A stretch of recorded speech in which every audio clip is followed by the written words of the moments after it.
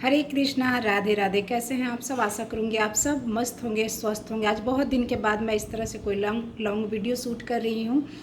तो आज मैं जो बात आप लोग के साथ शेयर करने जा रही हूँ वो मेरी कुछ बहनों को शायद बुरा लगे, अच्छा ना लगे मेरी ये बात। लेकिन मैं अपनी बहन लोग से यही बोलना चाहूँगी कि बहन लोग, मेरी इस वीडियो को अगर एक बार में सुनने के बाद आपको बुरा लगे ना, तो इस मेरी बात को 2 बार, 3 बार, 4 बार सुनना और इस बात को मेरे फील करना कि मैं जो बोल रही हूँ वो सही बोल रही हूँ या गलत बोल रही है, अच्छे से फील करना। उसके बाद मुझे आप चाहो तो नेगेटिव या पॉजिटिव जो भी कमेंट करना चाहो आप करना। लेकिन एक बार में आपको शायद कुछ लोग को तो समझ में आ जाएगा, लेकिन कुछ लोग को मेरी शायद बातें एक बार में समझ में नहीं आए, बुरी लगेंगी। तो पहले ही मैं बोल रही हूँ कि थोड़ा टाइम दे करके इस वीडियो को देखना, 2-4 बार इस वीडियो को देखना, मेरी फीलिंग को समझना, उसके बाद मुझे कमेंट करना। तो हम औरतों के साथ अच्छा या बुरा जो भी होता है ना, उसके जिम्मेवार हम खुद होते हैं। देखो, मैं बोली ना कि शायद आप लोग को बुरा लगे मेरी बातें, तो ये सच है। हमारे साथ जो भी अच्छा या बुरा होता है ना, उसके जिम्मेवार हम खुद होते हैं। आप लोगों को लगे कि ऐसा क्यों बोल रही हैं आप? कोई भी इंसान अपने साथ बुरा करना नहीं चाहता, चाहता है कि मेरे साथ सब कुछ अच्छा अच्छा हो। लेकिन नहीं, हम सारी औरतें, एक औरत की बात मैं नहीं कर रही हूँ, हम सारी औरतों के साथ कुछ भी अच्छा या बुरा होता है, जिसके साथ सब कुछ अच्छा हो रहा होता है ना, जिसके सारे रिश्ते अच्छे उसके साथ रहते हैं, सब कुछ अच्छा रहता है ना, वो औरत भी खुद वो जिम्मेवार है। और जिसके साथ बुरा हो रहा होता है, रिश्ते नाते, आजू बाजू पड़ोसी के लोग उसके साथ कुछ गलत कर रहे होते हैं, उसके जिम्मेवार भी हम औरतें खुद होते हैं। हम और आप औरतें लोग खुद होती हैं। ऐसा मैं इसलिए बोल रही हूँ ना, क्योंकि मैंने बोली ना कि शादी के बाद, जैसे कि हर लड़की की ज़िंदगी की शुरुआत जो होती है ना, असल में ज़िंदगी की जो शुरुआत होती है, दुनिया को समझना, दुनिया कैसी है, क्या है, शादी के बाद में ही आपको दुनिया दिखती है, समझ में आती है कि हाँ कैसी ये दुनिया है। शादी से पहले तो आप मायके में रहते हैं, माँ के साया में रहते हैं। कुछ भी बुरा होता है, आपके पीछे माँ खड़ी होती हैं आपके जवाब देने के लिए, मतलब ढाल बन के खड़ी होती है। तो आपको कुछ उस समय कुछ करने की ज़रूरत नहीं पड़ती है। आपको कोई भी, अगर आप गलत भी हैं तभी भी आपको अगर कोई गलत बोल देगा ना, तो माँ को अच्छा नहीं लगता कि मेरे बच्चे को ऐसे कोई क्यों बोल दिया। लेकिन शादी के बाद आपकी असल ज़िंदगी शुरू होती है। आप समझना शुरू करते हैं कौन इंसान कैसा है, ये दुनिया कैसी है। जैसे हम लोग सोचते हैं कि दुनिया बहुत अच्छी है, वैसा वाकई में ऐसा है नहीं। ये दुनिया बहुत अच्छी भी नहीं है, बहुत बुरी भी नहीं है। डिपेंड करता है हम पे कि हम इस दुनिया को किस नज़र से देखना चाहते हैं। तो हम औरतें क्या करते हैं ना कि हर रिश्ते को इतना ज़्यादा अहमियत दे देते हैं ना, इतना ज़्यादा उसमें घुस जाते हैं ना, कि जैसे लगता है कि उस रिश्ते के बिना मेरा कोई अस्तित्व ही नहीं है। हर रिश्ते को, चाहे वो कोई भी रिश्ता, मैं एक रिश्ते का यहाँ पे नाम लेना नहीं चाहूँगी, ऐसा हम लोगों को लगता है ना कि हमारे रिश्ते में हम जब हैं, हम तभी हैं जब हमारे आसपास रिश्ते हैं। हमारे आसपास अगर रिश्ते नहीं है तो हमारा कोई अस्तित्व नहीं है, हम खुद कुछ नहीं कर सकते, हम खुद जीरो हैं। यहीं से शुरुआत हम लोगों की हो जाती है ना, कि हम लोगों के साथ अच्छा या बुरा होता है। जो औरतें सोच लेती हैं कि नहीं, पहले मैं हूँ, मेरी खुशी पहले है, उसके बाद दुनिया है, वो औरतें देखिएगा आप हमेशा खुश रहती हैं। जो पहले दुनिया के बारे में, लोगों के बारे में सोचेगा कि अरे उनको मैं, अगर वो मेरे साथ गलत भी कोई बोल रहा है उसको मैं रिप्लाई दे दूंगी तो पता नहीं उनको अच्छा लगेगा कि नहीं, उनको बुरा लगेगा। मैं ऐसे बोल दूंगी क्या, मैं ससुराल वाले से ऐसे बोल दूंगा, सास से मैं ऐसे जवाब कैसे दे दूँ, ननद से ऐसे जवाब, देवर से ऐसे जवाब कैसे दे दूँ, माँ बाप को ऐसे जवाब कैसे दे दूँ, भाई बहनों को ऐसे कैसे, मतलब हम लोग यही सोचने में रह जाते हैं। जो औरतें, जो लड़कियाँ ऐसा सोचने में रहती हैं ना, वो दुखी रहती हैं। 100% ये बात सच है।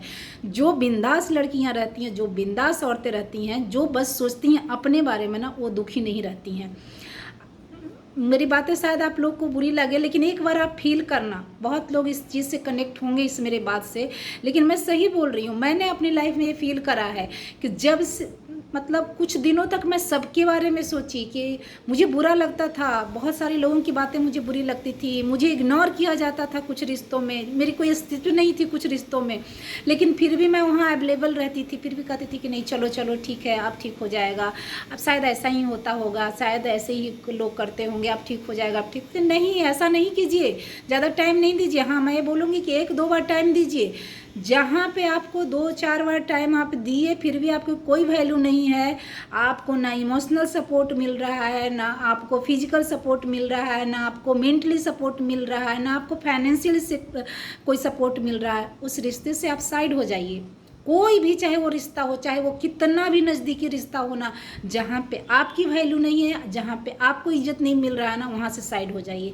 जहाँ पे, जिस रिश्ते में आपकी कोई वैल्यू नहीं है, फिर भी आप उसके लिए अवेलेबल हो रहे हैं ना, उस रिश्ते से आपको कष्ट ही मिलेगा, हमेशा कष्ट मिलेगा। आप ये भूल में हम औरतें मत रहें कि आज नहीं तो कल ठीक हो जाएगा। साल 1.5 साल एक रिश्ते को देने के लिए काफ़ी होता है यार, उसको समझने के लिए।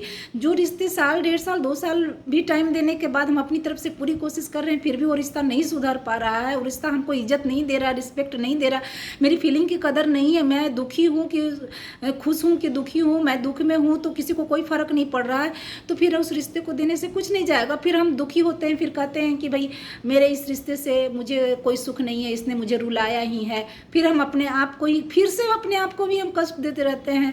तो इसकी जिम्मेदार हम लोग औरतें खुद हुए ना।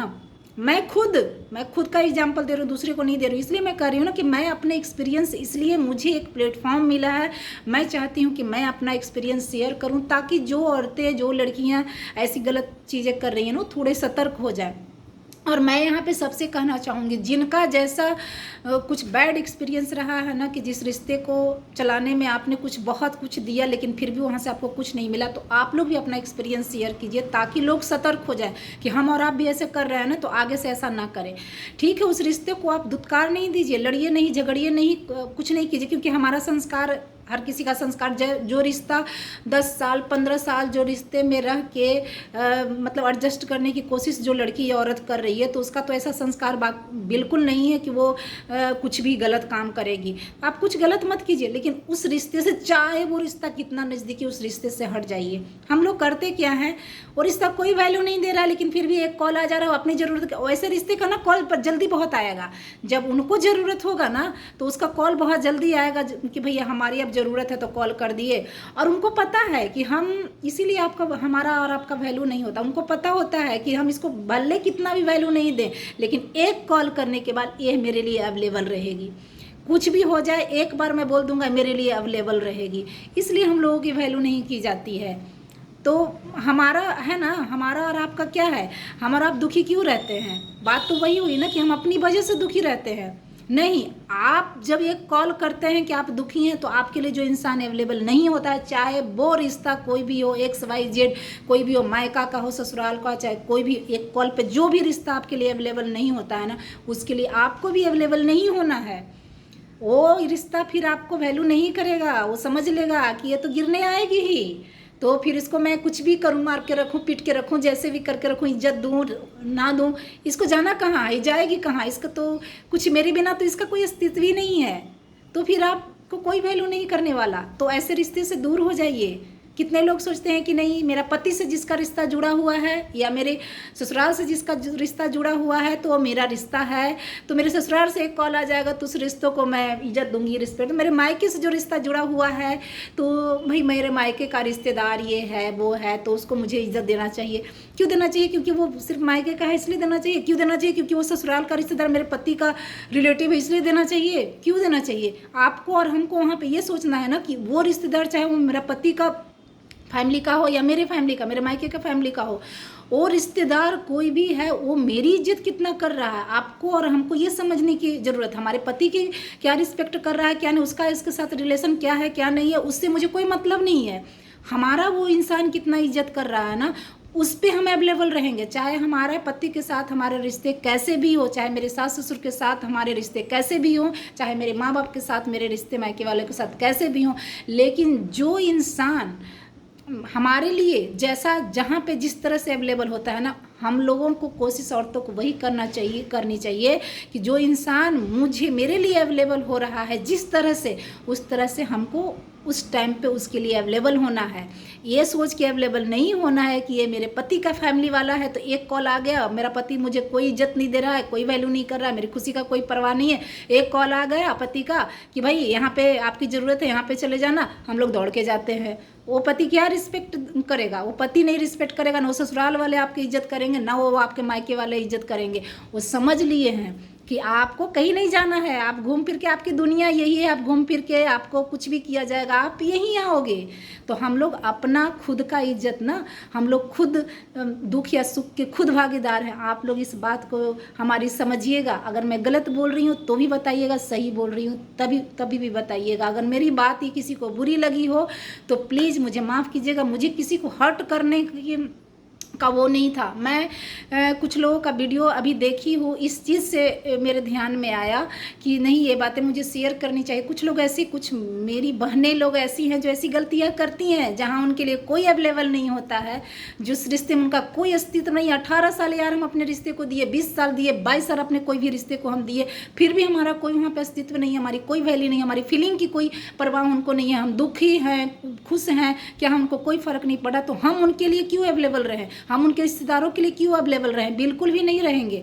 हमारे लिए हमारी खुशी का जो भी कोई रिश्ता हो, हमारी खुशी का जो रिस्पेक्ट करेगा, हम उसी के रिस्पेक्ट करेंगे, बाकी हम किसी का नहीं करेंगे। चाहे वो किसी से कोई जुड़ा हुआ जो है उसका कर रहा है वो करेगा, हम नहीं करेंगे। हमारा जो इज्जत करेगा, रिस्पेक्ट करेगा, हम बस वही करेंगे। तभी हम और आप औरतें ना खुश रह पाएंगे।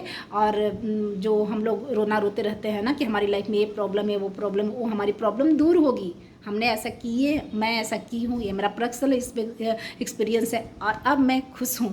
हरि बोल, जय श्री राधे। आप लोग भी ऐसा कीजिए, बस मैं यही आप लोग से कहना चाहूँगी।